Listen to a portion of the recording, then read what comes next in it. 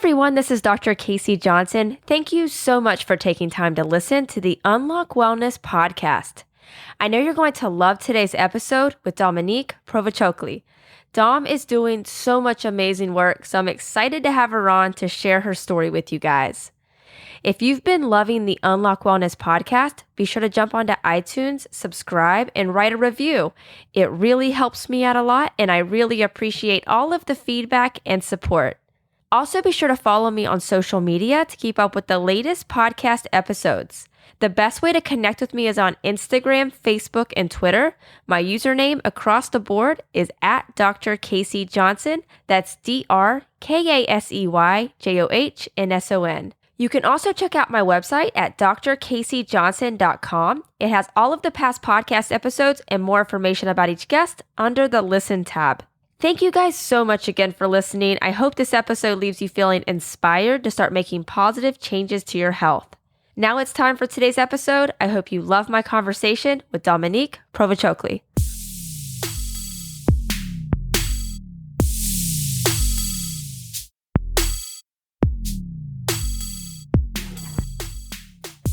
Welcome to the Unlock Wellness podcast. I'm Dr. Casey and excited for today's guest. I'm here with Dominique Provost-Chalkley. Dominique is an incredible actress, musician, activist, and founder of the nonprofit Start the Wave. And I just respect all the work Dom is doing so much and just excited for her to share her wellness journey and everything that she's working on. So Dom, thank you so much for taking time to come on. I really appreciate it. I know your schedule gets crazy, so I really do appreciate it. Thank you, Casey. That means a lot. Yeah, really great to be here. Awesome. And obviously, before we start chatting about everything that you're doing with Start the Wave, which is incredible, let's just start with your backstory. First off, where you're from and what your health and wellness has looked like just growing up. Obviously, I know that's a loaded question, but just so people understand just how you've fully evolved in that area. Right. Good question. Well, I am from planet Earth. At this stage, it feels more appropriate to say that, but I was born in Bristol, England, once upon a time, a good 31 years ago. And yeah, I was brought up, I left home at 16 and moved to London. So the first 16 years of my life were in Bristol. And then I went to London for, I think, close to 8 years in total. I was in and around the London area, Surrey for a little bit where my school was, and then lived in London for 5 years before moving to Canada because I got cast in a lovely little TV show called Winona Earp, which completely changed the trajectory of my life. And so in regards to my wellness journey, I would say that more recently I have really come into my journey with health and wellness. My younger years, I was a dancer. My first passion was dancing, actually, before I moved into musical theatre and went into acting. I was just obsessed with dancing in every form you could possibly imagine. And that obsession pushed me to my extremes. And I was more focused on being the best dancer I possibly could rather than looking after myself. And sometimes that would override my care, my self-care, which in turn, actually, I have had some pretty bad injuries over the years. And when I look back, I really didn't give myself the appropriate healing time for those injuries, and sort of feeling the effects of that now, 20 years later or whatever. So I would say, yeah, the first part of my life very much wasn't focused on self-care. I was instilled into me like a real sense of drive, and that also came from, like I said, my just intense passion for dance and for achieving, for succeeding, I suppose, in that field. And so I didn't really look after myself as much as, in retrospect, I possibly could have or should have. But, I'm a big believer that your life path is the way it is for bigger lessons to come through. And really in the last, since the start of the year, I've put a huge attention on healing and have been really calling it in every form possible. After 2020, the mad year of 2020, everybody slowed down and really started looking at some of their truths. It became apparent that it was time to really start listening to my body and come into better relationship with my body. And so I've been calling in healing in a big way, and it's been quite amazing, the journey that I've been on, even in the past few months.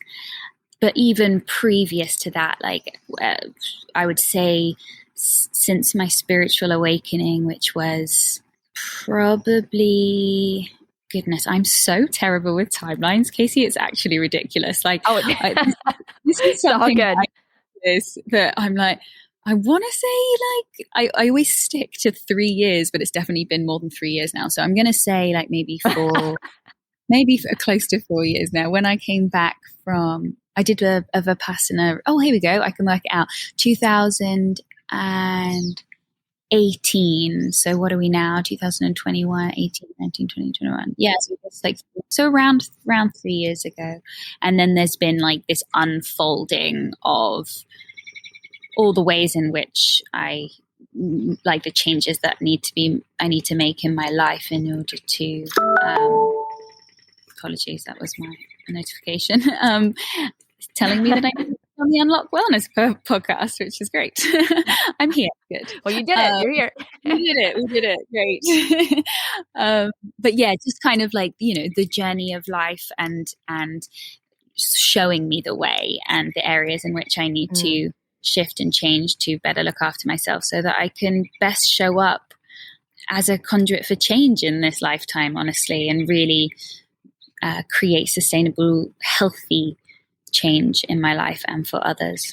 I love that. And obviously you went through all of those really positive changes as you recorded several seasons of a TV show, right? So just show business in general and performing has so much. I mean, I can't imagine the mental stress and anxiety that all of you guys have to deal with on a daily basis. Yeah, I really honestly cannot imagine what that feels like. So how have you noticed over the course of recording Wynonna Earp, right? And you're going through all of those changes. How have you noticed maybe how you deal with just anxiety, how you deal with your mental health? I mean, I'm sure it all obviously gets harder before it gets better a lot of times in those cases, but what have you noticed with just as you're going through that process, you're in the spotlight, just dealing with stress, anxiety, all of that? Great question. Yeah. So when I started Wynonna Earp, I had just come out of a pretty dark period of my life where I was, my anxiety was at a sort of an all-time high, and I had such little self-confidence, and essentially thought they'd made a big mistake to cast me as Waverly, and just couldn't believe it really that I was there, and that my prayers had been answered in many ways, because really Wynonna Earp was what I was calling in a big way, and yet when it came about because of the state of my mental health, it was very hard to come to terms with. And so the first couple of years, to tell you the truth, were really, really difficult, which is why, and amazing at the same time. I really, don't get me wrong. I was so grateful to be there and loved playing Waverly and exploring her. And I would have these huge highs, but then when I went home afterwards back to my apartment, then the demons came in and just would, beat me down and tell me that I wasn't good enough and that like they're going to fire you. And and I was constantly worried whenever I'd see Emily or the producers that like they were going to come and let me know that, it wasn't quite working out, and which is it's just the truth. That's just how it was. And it got to a point after season 2, after we filmed season 2, I believe, where I said to myself, okay, either you need to figure out a way to live in this business where there is so much, like you say, so much attention on yourself and the way you perform and show up at work. And there is a certain amount of pressure that comes with that, or certainly I felt. Either you learn how to deal with that pressure and you find a way to look after yourself and look after your headspace, your mental well-being, or you're going to have to change careers, because this is really destructive what you're doing. Like I saw how unhealthy it was. And so I decided to enroll myself into a 10-day Vipassana meditation course in Cambodia, as you do. So awesome. And I went away and just did a big deep dive into meditation, and it completely changed my life. It completely changed the course of everything. And I had a pretty big awakening over the 10 days. And it was almost as if I was gifted the key to my happiness, and I just needed to go and open the door. So then what unfolded afterwards was just like really coming home to center, and I was able to notice my patterns and how they had come about, and just felt like a sense of empowerment of like, there is a way out of these cycles. There is a way. And it helped me tremendously, like just life-changing.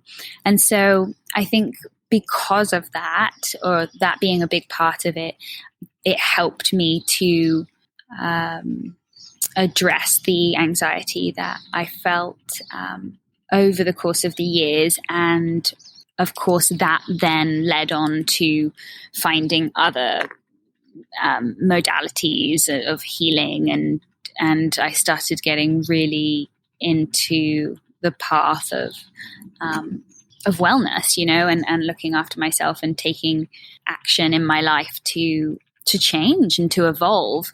And as you say, of course, that happened in a big way over the course of the show. And it was quite a magic journey to go on as well, because I was also playing Waverly, who had a huge influence in my own coming out. And so that was happening alongside of it too. And it was just this real big journey of discovery, which was just, it was rather magical, when I look back, and progressively I was able to overcome, or not even overcome. I don't necessarily like that term. I like, integrate, or was able to work with my fear and my anxieties and befriend them more and more. And of course, they still show up all the time. Like I even, I got super nervous all the time. It's part of my my life, and the way that fear shows up for me. But being able to use it and find, tools and tricks to help me along that journey has just been like tremendously helpful. And now, and then I look at the difference between season 4 and season 1, and it's hard to put into words the evolution of my journey. And I was so much more relaxed in season 4, and was really able to work with my complexities just because I got to know them really well. The more we understand ourselves, the more we can work with it. I love that. And you worded that like so perfectly about just like integrating the fear and anxiety into your life? Because obviously it's always going to be a part of your life in some, form or fashion. So it's just like the more you're getting to know yourself and how it may show up for you, how that may manifest for you, and what ways best help you in really living with that and making life easier and less stressful. So you worded that so well. As far as like, it's to kind of go back on just the meditation, Dom, like before you went, because obviously that 10-day, the retreat you talked about, that's a 10-day like silent retreat, right? So that's a huge step for like a first retreat. So was there somebody that was kind of like guiding you towards that direction, or like somebody you had been looking into it for a while? Because that's obviously like a massive jump. And I think if everybody listening just thinks about that for a second, like 10 days of silence, how like obviously time will slow down. Like that's very scary for most people. So how did that even come about? Because that fascinates me so much. Great question. I'm a bit mad, really. I think is the moral of the story. But actually, when I was working on, there was a movie I did a little while back called Carmilla, which was based on a TV series, a YouTube series. And I was in the movie. And when I was filming that movie, I was in the lunch room and I saw this woman from across the lunch room, and I was super drawn to her energy. Like, it was kind of amazing. I really just I felt like, wow, who is that person? And I need to go and talk to them. So I made my way over to her, and I sort of, in my fumbly bumbly way, was like, hi, I don't know why, but I just felt like I really needed to come and talk to you. And she was like, that's interesting. I said, yeah, it's something about your energy. It's like really, really like amazing to see. Your energy is so powerful, so beautiful. And she said, that's so interesting that you said that, because I've just come back from a 10-day silent meditation retreat. And I was like, no way, that's interesting. She said, yeah. And so we sat down at the lunch table, and she told me about it. And I was, of course, as you say, like petrified at the idea and super intrigued because of the way that I had been drawn to her. And I felt like there was a lesson in there, or, a teaching. And so I really listened and stayed open. And then it took me a year and a half before I had the courage to sign up. So there was a journey between that of just going, could you do it? Yeah, I think you could. Sitting with it. Yeah. Getting closer, like just getting used to the idea and thinking it through. And then when I just, my mental health was at a point where I really felt like I needed to do something drastic. And previous to that, meditation hadn't really worked for me because my mind was so busy all the time. I was living so much in my mind that I would sit down for a little bit, but I would get so distracted so quickly that I wasn't able to create a sustainable practice. And so I was like, I felt like I needed a bit of a shake up and a bit of a deep dive, if that makes sense. Definitely. Was there, obviously I'm sure in that situation, the days run together in an insane way, but can you remember maybe a day that was kind of a breakthrough for you during that? Yeah, I to be honest, I can't comprehend it. I would love to do something like that. But I'm just curious about what day was maybe a breakthrough just through sitting there and really being with yourself. Yeah. Every day brought so many lessons in different ways. There were some days that were really, really, really, really hard. And then there were some days that were amazing and scary and, exciting. I feel like I went through every single emotion possible during those 10 days. But there was one day in particular that is jumping out to me right now. I think it was maybe day 7, something telling me day 7, but it also may not be. When I came out, I wrote an email to all of my loved ones because I just had to get the experience out. So maybe I should revisit that and have a look so that it jogs my memory. But I believe it was day 7. I had they do like 2-hour sittings, no, an hour and a half or 2-hour sittings. There's breaks in between them, but there's like the longest session that you'll do, I think, is an hour and a half or 2 hours, something like that. And in that particular meditation, it was the first time that I had managed to truly enter into a state of meditation for what I believe was the entire session. I completely lost track or concept of time. So cool. It was amazing. And I felt like I was levitating, like my whole body felt like it was levitating, and I wasn't even like stressed out. I was just like, this is what's happening. And I was just accepting and observing my sensations. And I was so in the meditation, so deep into it. And then the gongs or the music came at the end to sort of like take us out of meditation. And I was like, oh my God, that was cool. Like, just like back to like, wow, I guess like I kind of did it in a way. And then I left, and I was in Cambodia. So it was the most beautiful, like scenery, most beautiful, space that we were in, and there were these like massive banana trees and just the most beautiful plants everywhere, and we were on a rice field, and it was absolutely magnificent. And anyway, I came out, and suddenly I felt like all of this energy rushing through my body in a way that it hadn't since I can remember.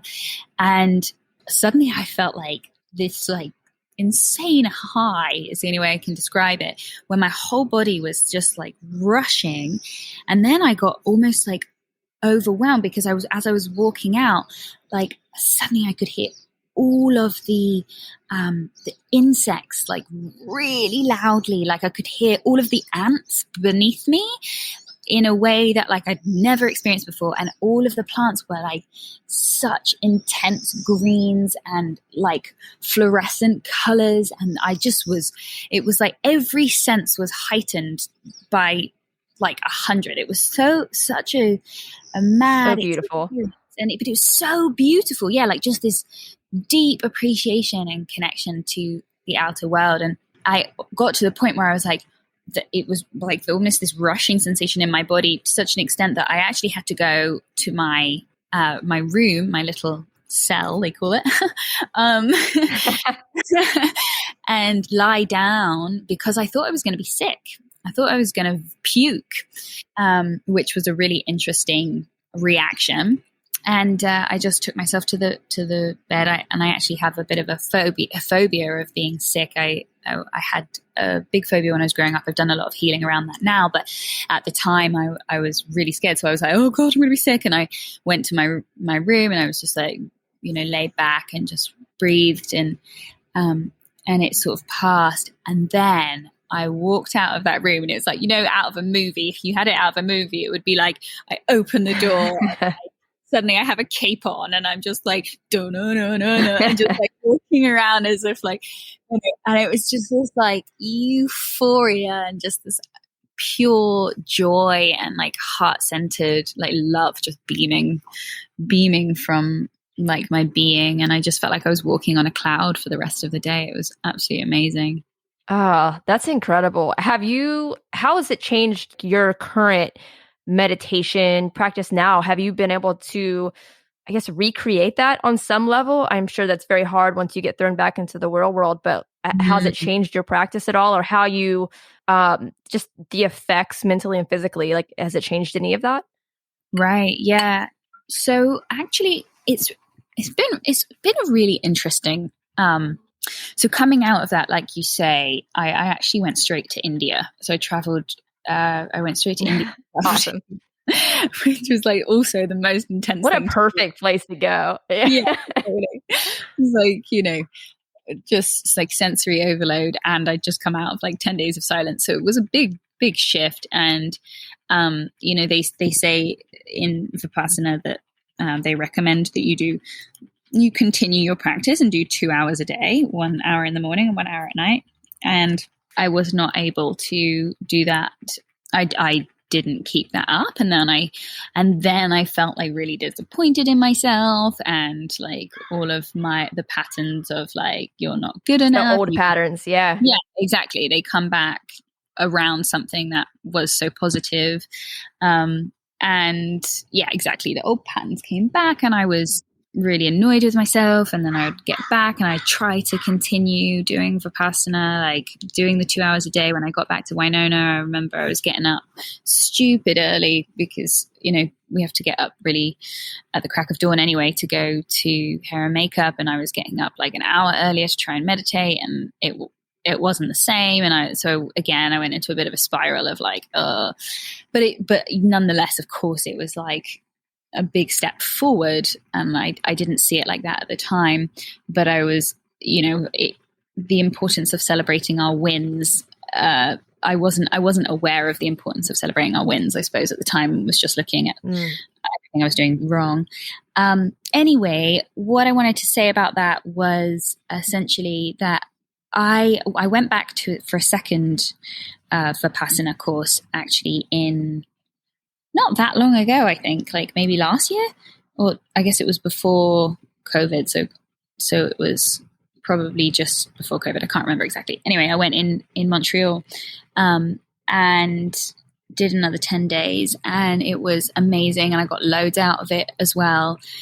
But my journey with meditation, I don't follow like the sort of rules of Vipassana or the structure of Vipassana in my practice, and my practice has shifted and changed a lot over the years, even though Vipassana was so impactful for me.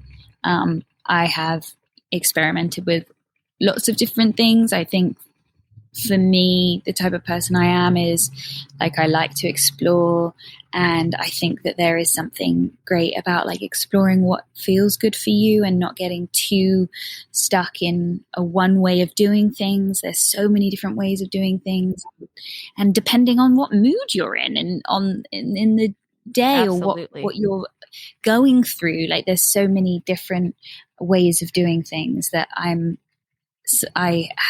it's shifted and evolved and changed a lot over the years, and now I'm actually really exploring breath work, which is different to meditation. I love that. We could probably talk all day about that. Yeah. What are you liking with breath work right now? Like, is there any and again, kind of go back on what you were saying, like it's cool to explore so many different types of meditation and breath work, but being open to like you said, depending on how you feel, how you're going to switch that up, because that can become almost a stressor, anxiety within itself if you feel like you're not being perfect, like you were saying, which is totally counteractive, right? You're trying to get into this like parasympathetic state, and if you're stressing yourself out, you're just fight or flight doing meditation, which is counteractive. So it's 100% with you. But like, I would love to hear about the breathwork part. I could probably geek out with you about all this stuff for the entire day. I'll try not to though. Oh, please do. It's awesome to talk to people that, also understand the power of the medicine. It's been last October, I did a my first breathwork retreat. And it was just like transformational. It was just the most amazing week of my life, 5 days diving into the breath. And what I love about it, I love many things about it. I've just actually, like really recently, I've just dove even deeper into the breath, and also I'm learning how to facilitate too, which is also an amazing journey. Cool. Hold space for others in their healing process. But what I love about the breath is that, when you really start to learn about the breath, you realize that in today's world, we've sort of forgotten how to breathe in a sense. We don't breathe in the way that our respiratory systems are designed to breathe, and we are very unconscious in some ways around our breath patterns. And when you look at individuals and the way that they breathe and the differences in the way that people breathe, it correlates to the way they show up in the world, and that fascinates me. So there's so much, it just links to everything, like literally everything. And I have experienced some humongous breakthroughs with the breath. And what I love about it is as we're, I do a type of breath work called breath wave, and it's like conscious connected breathing. So it's very gentle. It's not like Wim Hof or other types of breath practice that are more accented and extreme, but we're more on the sort of like gentle side of things. And so we're kind of trying to create this wave essentially that is like a conscious connected breath. And when you start, the body starts to achieve that breath cycle. It's like all of the blocked trauma that is held in the body, all of the pieces there's a lot of trauma that's blocked in that is held in the stomach area, as well as like all over the body really. But I have found a lot of mine is in my stomach and my throat and my back and actually everywhere.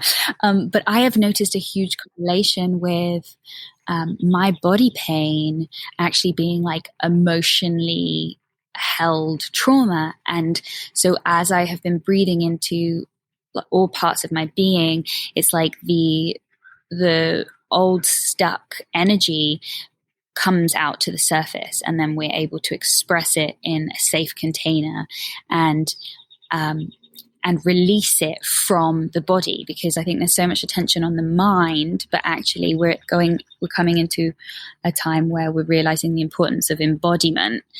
And I love that the breath helps me in that journey. Does that make any sense? Oh my gosh. Yeah, no. So like I deal with, the office that I'm in. I'm a chiropractor. I think you know that, but, but the office that I'm in is super focused on parasympathetic state. And like, I do more manual adjustments, but more like, but very nervous system focused, very parasympathetic focused. But we also, the owner of the practice, it's so incredible because she does the technique that the owner and chiropractor does for her style, is called network spinal. Have you heard of that at all? No. And I'm going to send you some stuff that's going to like blow your mind, because it's so cool, because it's not like conventional chiropractic. It's even more gentle, but like basically light pressure points based on obviously what's going on currently in like the physical situation, but also like emotionally. It incorporates breath work, and you can see like when there's like blocked areas based on emotional trauma, and like you were just speaking about, and like how it increases like a spinal wave just because that breath does create spinal motion.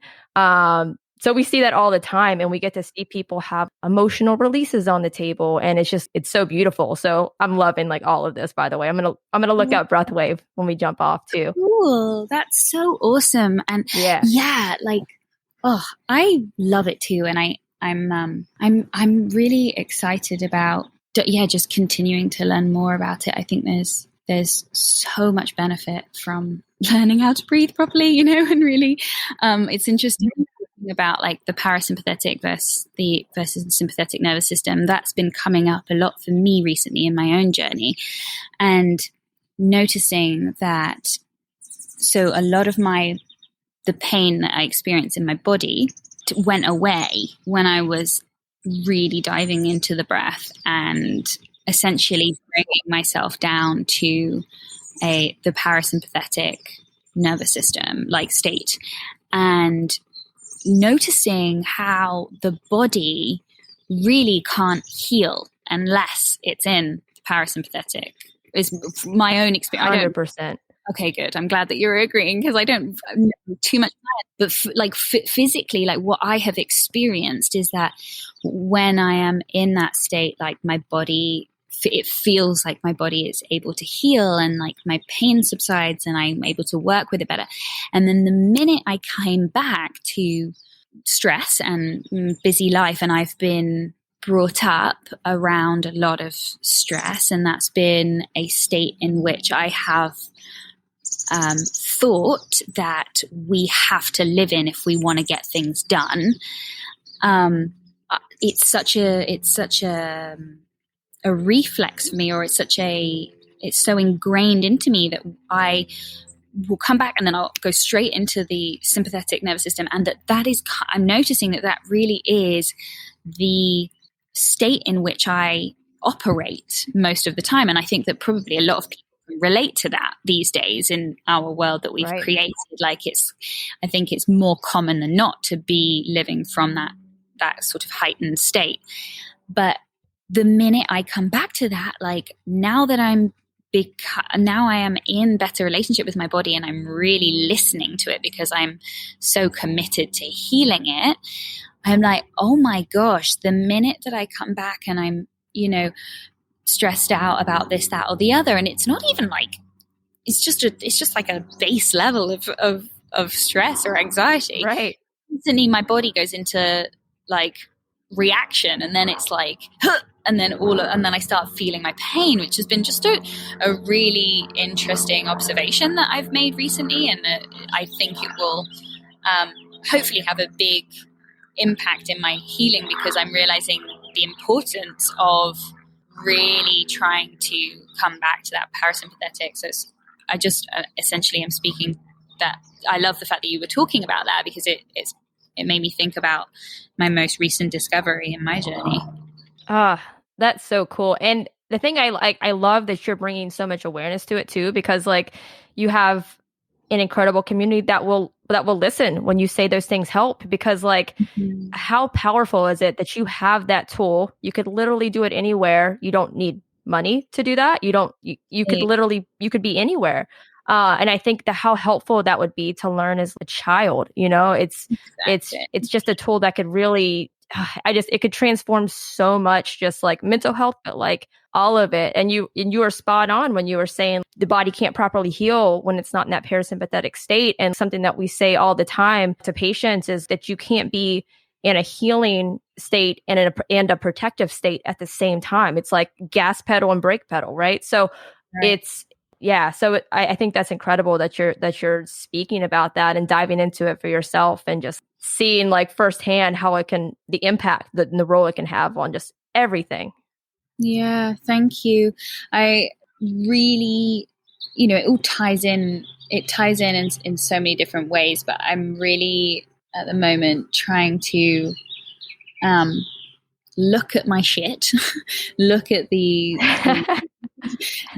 things that hold me back from being the best version of myself that I can be, so that I can best be of service in this lifetime, essentially. And it's really important to me that in order to be, the best leader I can be, and the most just kind of the best friend and the best human that I can be, to really like do that personal work too, and try and really like heal my body as much as possible, and my mind and my spirit, so that I can get out of my own way, essentially, just get out of my own way. So that's really cool. Thank you for reflecting that back. I really appreciate it.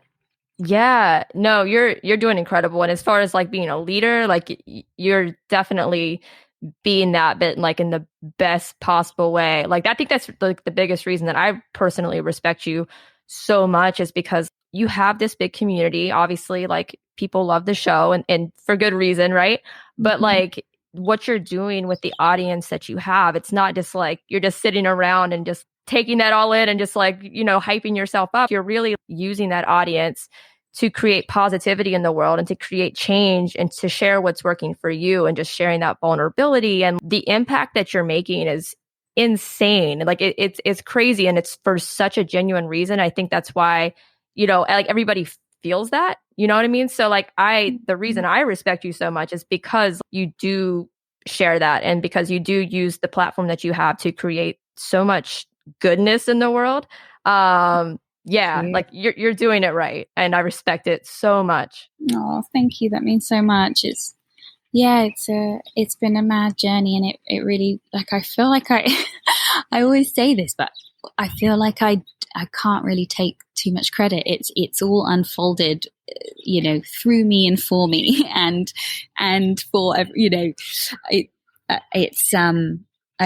can't imagine it going any other way, really. And I'm so passionate about finding ways to try and bring about a new world and really fight for justice in as many ways as we can. So I felt like I was the one who was gifted this opportunity, and it just made sense for that to, when Start the Wave sort of came to me. Yeah. And before we dive into Start the Wave, like I'd love for you to share some of your journey with being vegan, and how nutrition has played a role on kind of everything. I mean, like we were kind of talking before we started recording, like whenever you start to make those changes with like what you put in your body and being so mindful of that, it's really a domino effect for everything else in your life. So I would love to hear about how that's played a role for you, and how it's really impacted you physically, mentally, and all of that. Yeah, sure. Absolutely. So I became vegan, I think kind of at the start of Winona. If I remember correctly, that was when I fully took the plunge to go full vegan. Like, I had been 99% plant-based, but would eat a bit of cheese here and there, or a bit of, whatever. And then when I got on set, I asked if the caterers would be so kind as to create vegan meals for me. And they did very generously. And it was, and so it was a lot easier, I think, to start off like that, because, my meals were being, some of my meals were being cooked for me, and it was a nice, easy transition to go fully plant-based. But I was pescatarian since the age of 9. Wow. I gave up meat at the age of 9, actually, because when my mum and dad broke up, my dad went and bought this 1600s old farmhouse in the middle of nowhere that was a bit of a wreck, to tell you the truth, and was kind of an interesting experience. We lived there, even though it could have done with a little bit of TLC, put it that way. My dad sort of rented out I don't know if that's how you would say it, but rented out the land at the back for animals, for cows, and there were some horses on the other side, and I made friends with the cows, as you do, because as an only child, Yep. that's a big old farmhouse. What else would you do? You make friends with the cows. And there was one cow in particular that I really loved and was a bit crazy and would like kind of bop around. And I called them crazy because I'm very original like that. And I developed a bit of a relationship with this cow, and then one day I heard them being screaming downstairs, and they were being taken away to be made into beef burgers. And it was an image that really affected me, I guess, as a kid. And up until that point, I hadn't really processed what we were actually eating in terms of the meat. And so when my dad explained that to me that same night, we had a steak dinner. It just so happened that we were having steak that night, and I just burst out crying on my plate and ran straight into the toilet, and my dad had to like follow me in, and he was like, "Are you okay, Dom?" And I was like, crazy, and just like, Oh. very empathic little child who was just so sad about her cow that was essentially on her plate, or she thought, I thought that the cow was on my plate. And so that was like the start of it. And I've always like I've clearly always had some difficulty with that since that age. And then my mum wanted me to continue eating fish because at that age there wasn't a huge amount of research done around it, and all the research was telling her that it was really important to get my protein in, and because I was a dancer, she was just like, I just don't want you to be compromising your health. So I made a compromise, and I was like, yeah, that's fine, I'll eat fish. So I ate fish, and that was my diet for since the age of 9. And then I think there was a bit of there must have been a year or so that I was vegetarian, and then when I got to Winona, I went full vegan. And to tell you the truth, the real factor, the deciding factor for me to go full vegan was for the environment. It was a choice that I made as somebody that could, with relative ease, that this was an action that I could take to do my part in hopefully combating climate change in some small way.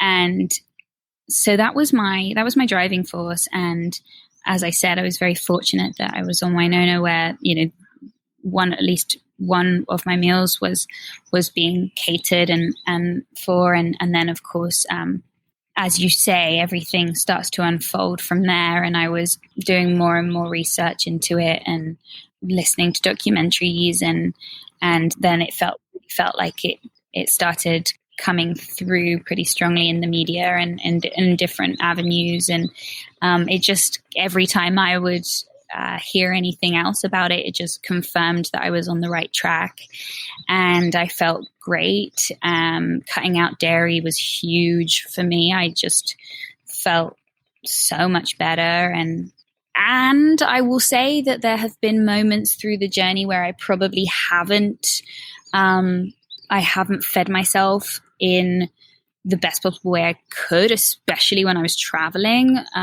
When I was doing the convention circuit, like last year or a couple of years ago, and I was traveling through various different American cities and had to grab things on the go because I didn't have a kitchen, or that was a bit challenging, to really make sure that I was feeding myself correctly. But now that I have been more stationary and, during Winona, and I dated a beautiful woman who was an amazing vegan chef, which was so delightful.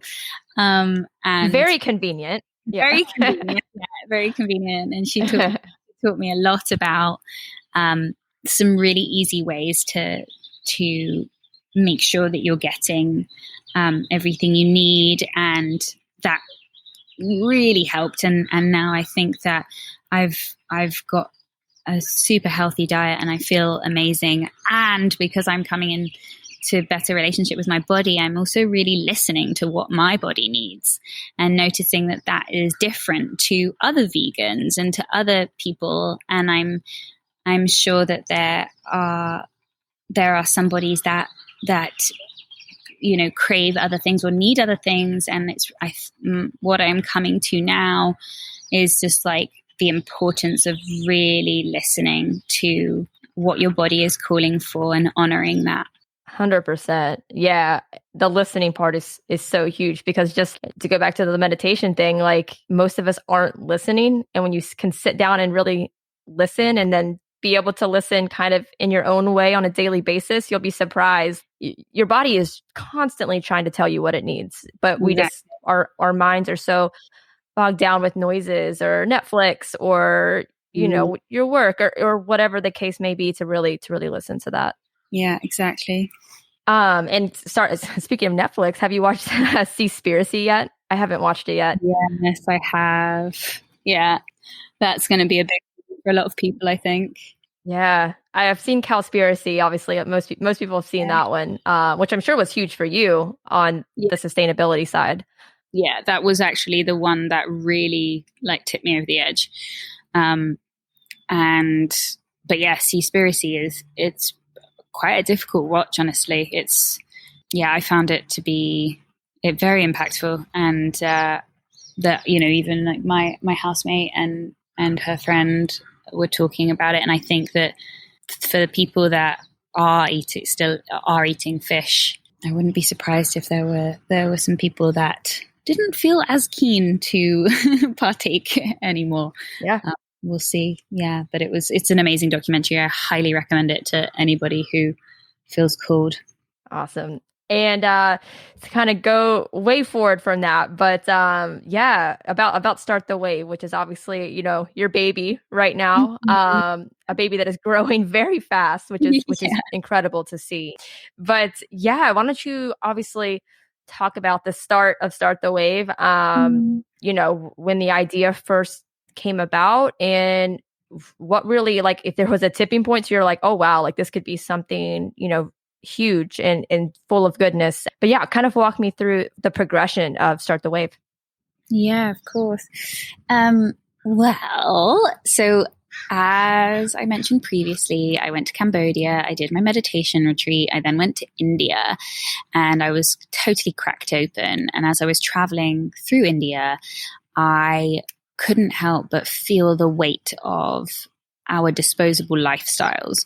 That was just, there was so much waste everywhere because they don't have the same systems that we have that take our waste and put it elsewhere. And so you really see, just the state in which the world that we have created that is so disposable. And as I was traveling, I couldn't help but feel like really discouraged and helpless about, you know, look at what we've created, the monster that we've created with so much plastic waste everywhere. And where are we putting this stuff? Like, it's not going to just disappear. And then, of course, learning more and more about climate change and really feeling the effects of that, and the pressing nature of like the situation that we're in. And especially because I was so cracked open, I think it definitely like hit me even more. And when I came back from India, I was going back to season 3, and I said to myself, well, what can I do? What action can I take to try and make a difference? And I was like, okay, with the situation that I'm in right now, I'm going back to the show.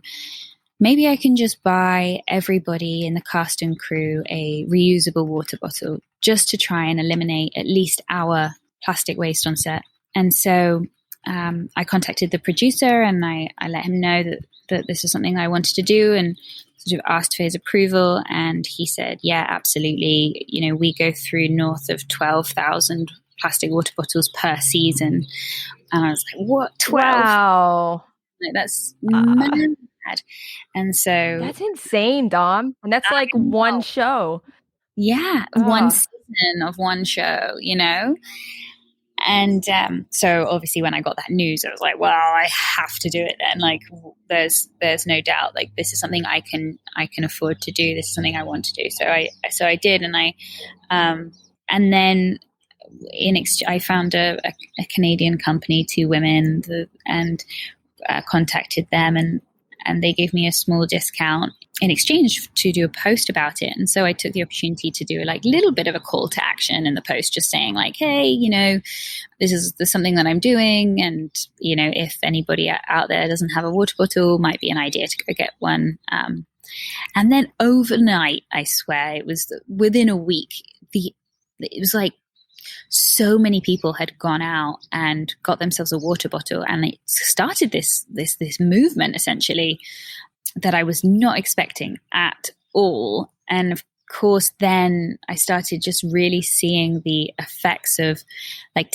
how when one person takes an action, it can inspire others, and then they will go out and they may feel inclined to do something similar. And then, of course, the ripple effect that will have when they're bringing it into their workspace or whatever, then, you know, and essentially it will create ripples, which is why Start the Wave came about. And It's really the concept of like everything we do has an impact and an effect, no matter how small or how big. It definitely ripples through, and you see those waves created in the world. And so that was where the idea was birthed. And then I said, well, okay, if I'm seeing the impacts, maybe I should talk about some things that I'm interested in, or that I'm learning about and I'm passionate about. And so I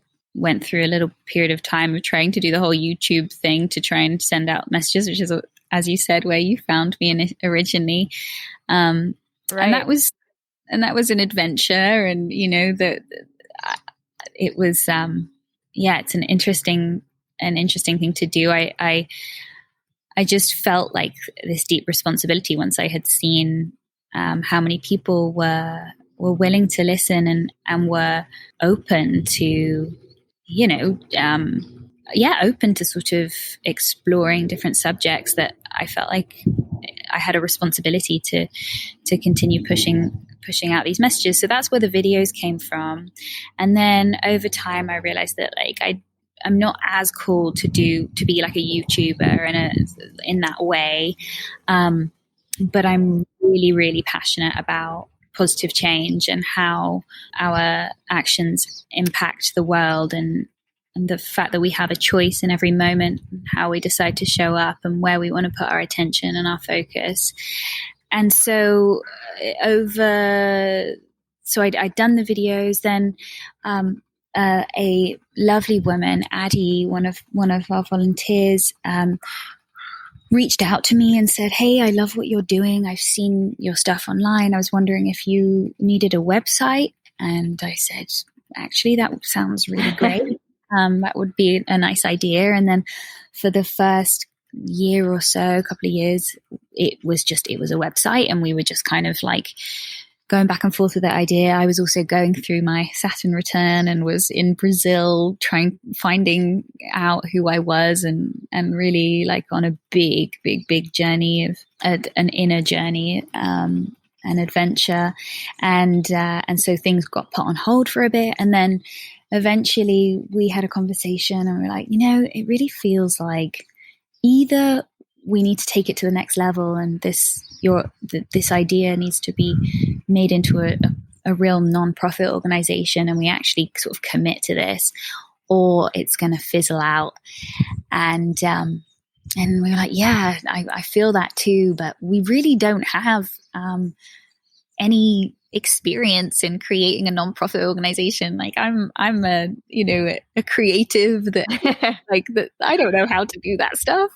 And so we kind of like, we'd had that conversation. And then as if by magic, that same week, Porter, who's another of the Start the Waivers.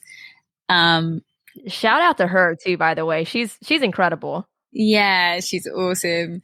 And she just reached out just as if by magic, being like, "Hey, I don't know if you've ever thought about making this into a nonprofit organization, but I've had experience in this and I'd be more than happy to help you out." And it was just like the universe just planted this beautiful seed, and we had the opportunity to do that, and we went ahead. And then what followed is much of the same, and it continues to surprise me how it's so aligned. Like we'll have conversations about where we want to go, or the things that we're calling in, and then it will arrive in some form of whether it's a beautiful human being or an opportunity for us to head in that direction. And really since then, it's been, for me, it's all about listening really to the spirit of Start the Wave as a separate entity, and what the universe really wants from Start the Wave, and how it can grow to best serve everyone. And I'm just staying as open as possible to try and guide the ship wherever it's being called, and learn as much as I can along the way, in all of the areas I possibly can, so that I have the best chance of doing it justice, I suppose. I love it. No, you're doing a great job. And I think it's very unique and just really cool, like how there's different it has like there's different types of like positivity, right? It's not just like just this one thing. It's what can you as an individual and unique person, how can you make positivity to the world and then let's promote that.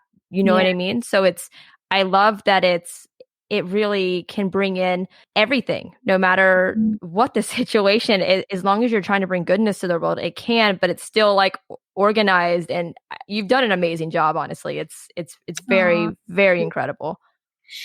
thank you. I appreciate that. Yeah, one of the things you hit the nail on the head that I talk about quite a lot is that, positive change or change in general, it's infinite, right? That it can show up in so many different ways and it's so unique to the individual. And I really am passionate about people connecting with what is true for them. And we need all sorts of different types of change makers to bring about a new world. We don't want to limit any of that, and we want to learn from each other and encourage people as they connect with their truth and their passions to empower them to go forth and make that change in the world. So yeah, we really don't want to limit it at all. I love that. No, it's amazing. And, Dom, what is happening for the future? Like, I know currently you were talking about that you are just working on your healing journey right now. So maybe kind of touch on where you're kind of hanging out right now and what the future holds. I know some music stuff coming up as well, right? So the future for you, the future for Start the Wave, kind of what's going to be happening going forward. Yeah, thank you. It's a very good question. Very good question, Casey. Very loaded question. I'm sorry. No, it's good. It's good. I really appreciate it. So yeah, as you said, currently, I've taken a bit of a break from everything that I was doing previously, acting, and just leaving space for my own healing, as you said, and Start the Wave. So really, this last little chapter has been really focused on growing the organization and putting my heart and soul into that work to really set it up for success and grow and expand it in every way that I can. So there's a lot of unknown right now for me. I am learning about breath work.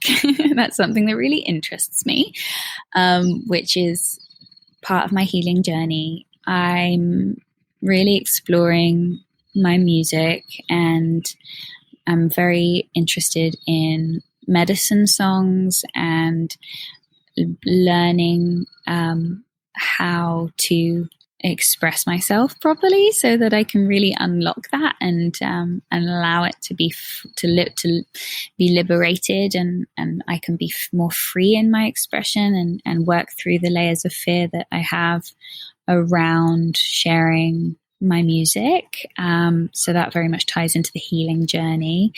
And then, have just been putting loads of attention on Start the Wave, and we are at a really exciting point, I think, in the organization, where it really feels like we're expanding in a big way. We're opening up for the next round of funding for projects. So in May 1st, we're opening up so that projects can apply, and we'll be able to redistribute some money to amazing initiatives worldwide, which is going to be wonderful. And we're really focusing on helping marginalized communities that have traditionally been oppressed. So BIPOC folks, the LGBTQ2A plus community, disabled folks, and really wanting to call in projects that can really do with our help, and that feels really exciting and aligned. We're also doing some internal work, really looking at dismantling white supremacy within the organization, and it feels like we're in a real period of learning and growth, which feels really right. And so super excited to see what comes next. And we're also really looking to build out the community piece of our organization. So creating a platform for funded projects to be able to communicate and be in community, and really looking at how we can create a sense of community online so that we can all connect and help support each other on our journeys to positive change. So yeah, that's kind of Start the Wave. I've covered my music, I've covered my healing. And so yeah, it's beautiful weather here in BC. I'm currently in Vancouver. I'm going to get my van out of storage, sleeping for the winter. So next month I'm going to be getting my van, and very cool. I'm not sure how much traveling or how much I can actually move around, because obviously with COVID restrictions and whatnot. So I'm figuring out what that's going to look like. But my plan is to reunite with Connie and continue the adventure. Very cool. No, I love all of that, Connie. That's your van's name, right? Yeah. Yeah. That's amazing. No, all of that is incredible. Like I've said probably a million times on this conversation, is that you're amazing. The work you're doing is incredible. And I know we're all excited to keep up with it and just support however we can. So what is the best way, Dom, for people to follow you personally on social media, but also obviously Start the Wave, and so that way they can interact and keep up with everything that's going down? Okay, so on Instagram, you can follow me personally at Dominique P_C. And more importantly, you can follow Start the Wave, which is start_the_wave on Instagram. And people can check out our website at www.startthewave.org, where you will find all relevant information around what we are up to. And if anybody that is listening has a grassroots initiative that could do with a bit of financial support, make sure to go to our website, and you can apply as of May 1st. And also, if you know of anybody else that's doing amazing work that could also use a bit of our help, then definitely make sure to pass that on, whether it be the website or the Instagram, so that they are able to find us. And it would be just an absolute honor to help as many people as we possibly can. So spread the word, and yeah, I think that's pretty much everything. Awesome. Yeah, guys, please go give them a follow. All of the things she just said. Obviously, check out the website. Go check out all of it, because it is all amazing and inspiring. And Dom, just closing question that I ask every guest. But if you just had one piece of advice for the audience, maybe it's something that's been your biggest takeaway on your wellness journey or just journey overall. But if you just had one piece of advice to give, what would it be? Wow, that's a big question.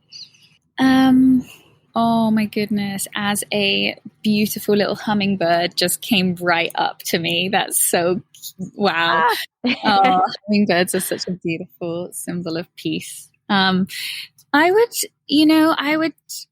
biggest piece of advice, my goodness, I think that I would say that it's not selfish to look after yourself, that self-love is so important, and the journey to getting there looks different for everyone. And really staying open and listening is so key in that journey.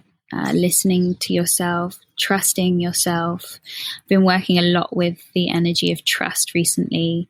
And sometimes I have found that very difficult to trust myself and also the universe. And I think that finding ways to tap into that has been incredibly helpful for me.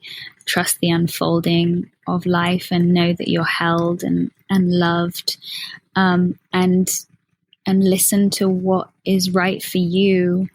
I think it's easy for us to be so influenced by our surroundings, and there's so many different opinions right now in the world, and there's so many different ways of looking at things, and there's so much information just coming at us from all sources. And I think like really developing a strong relationship to your own inner compass, your own knowing, is crucial at this time, so that we can all show up from that place of truth and authenticity and integrity as we move through these challenging times. Man, all of that is perfect and amazing. You are, for real, an incredible person. Like, thank you so much, Dom, for all that you do. And thank you so much again for taking time to come on this show. Like I said, I know your schedule is jam-packed, so I really appreciate you taking the time. I know everything that you said is going to be so helpful for so many people. So thank you so much, Dom. I really, really appreciate it. Thank you so much. Thank you. This was such a wonderful conversation, Casey. You're doing such beautiful work, and I really, really appreciate you holding space for these types of conversations. And I'm, as you say, I hope that it will be helpful to people listening, and I'm sure that the stuff that you address and speak to is super beneficial to so many people. So I just really appreciate you and this, and have a beautiful day. Thank you guys so much for listening to today's episode. I hope you loved my conversation with Dom. She's doing so much positive work, so be sure to go give her a follow on social media to keep up with everything that she's been working on. You can find her social media links that we talked about in the episode in the show notes, but you can also find them on my website as well at drcaseyjohnson.com. If you guys loved today's episode with Dom, be sure to jump onto iTunes, subscribe, and write a review. It really helps me out a lot, and I really appreciate all of the feedback and support. Thank you guys so much again for tuning in to today's episode. I hope you loved it. I hope it inspires you. And most importantly, I hope you take action.